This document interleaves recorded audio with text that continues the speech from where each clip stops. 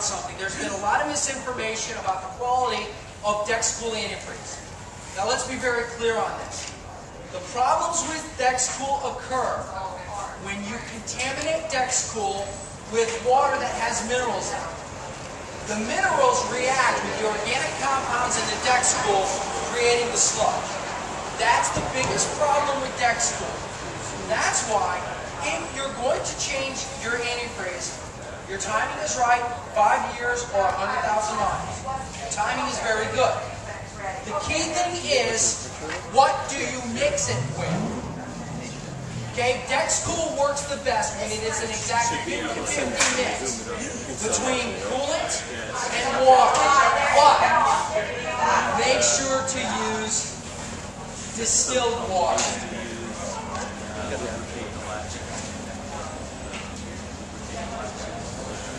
Distilled water is your best option for mixing when you're doing a coolant flush. Because distilled water is about as pure as you can get other than reverse osmosis.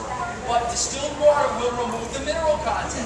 It removes all the other stuff in the water that could potentially react with the Dexcool. You follow me? So 50-50 mix, Dexcool and distilled water, and you'll be fine. Don't flush it. Well, Offer Dexcool has the electrode structure that bonds to the aluminum, and you do the flushing, it do away with this, and it's got to build back up. well, but flushing meaning what? Flushing, if you're talking about using a harsh chemical to flush out the system, then yes, that would be correct. You really don't want to use chemical flushes in your Corvette.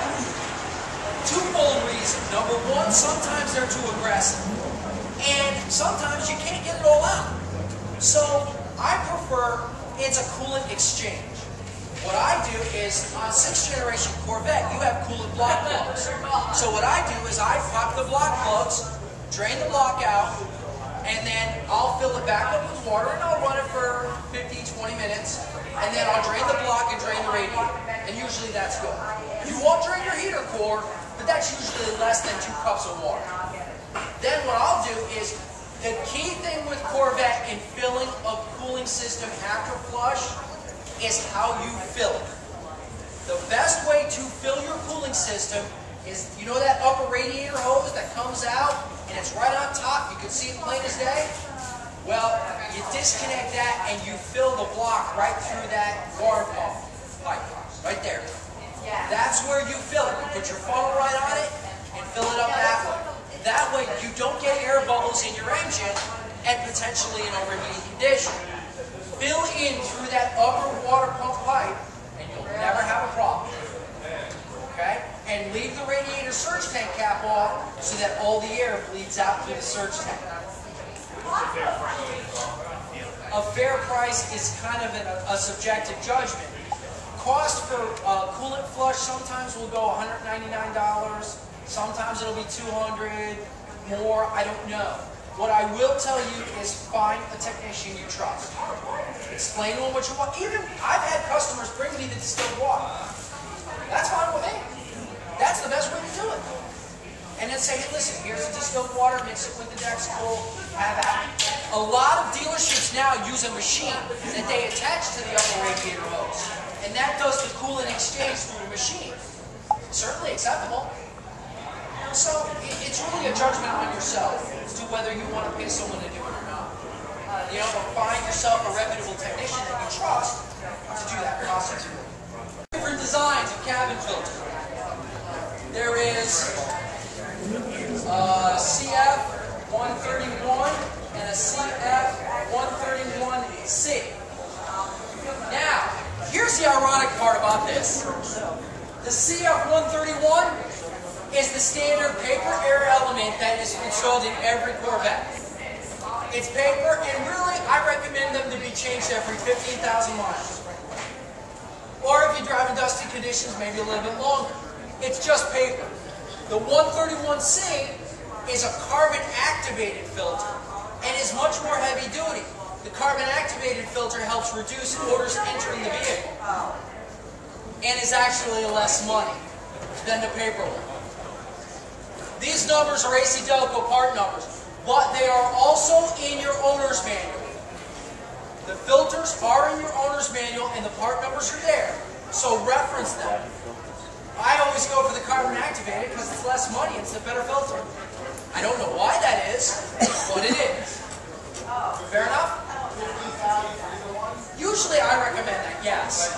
Yeah, I mean, and it's easy. Does everybody know where your cabin filter is? I got some people shaking no, some people shaking yes. Right where the battery is, if you have a Z06 or Z01, it's directly above your oil reserve tank. In the firewall, in the cowl right there.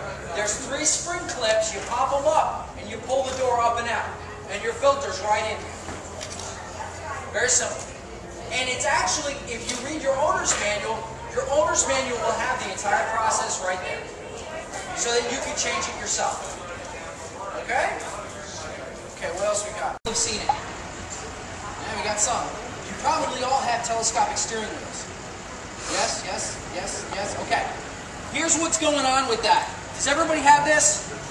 You all set? All right. Now, with the telescopic steering wheel, the reason why that's an issue is because active handling relies on a steering wheel input in order for the active handling to work correctly. Now, I'm going to do the side. If you're standing at the driver's side door, this is your steering column. Okay? At the bottom, there's a steering wheel position sensor. And there is a connector that goes there, and it goes up the column. Now, that wiring harness is attached to your steering column. So when it goes this way, it pulls on this connector here. Now when it pulls on this connector, it creates an intermittent signal. And the diagnostic code will be a C0710. Okay? Now, the repair to this particular issue on the recall is what they do is they put a special clip right in the connector. And what that does is that prohibits movement of the terminals at the sensor. So what I would do if I were you is go to your dealership and give them your vehicle identification number. When you give them the vehicle identification number, what you'll find is you'll ask them, do I have any open recalls on the vehicle? How long ago? About 4 months ago. And they said nothing. They said absolutely nothing. So, I'm 06. Tell you what, bring me your VIN later on over across the tent after 12 noon. We're going to be over at that tent with the red top on it. Okay, that's where we are the entire weekend. But we've got events till noon. But bring me your VIN because I want to do a recall check myself. I can do it here. If you're ever concerned or wondering if you have any recalls at all, or you have anything open that might be able to be repaired, always bring your vehicle identification number to your local Chevrolet dealership. I mean, any GM dealership in truth. Especially I have a lot of Corvette customers when I serve the Cadillac that will bring stuff in and you can check it. As long as they're a GM dealership, they can check to see if you have recalls. And then punch it in, and then you'll know in 30 seconds whether or not you have any or not. And they can show it to you. But ideally, I would say you just need that clip installed in there, and the clip is $4.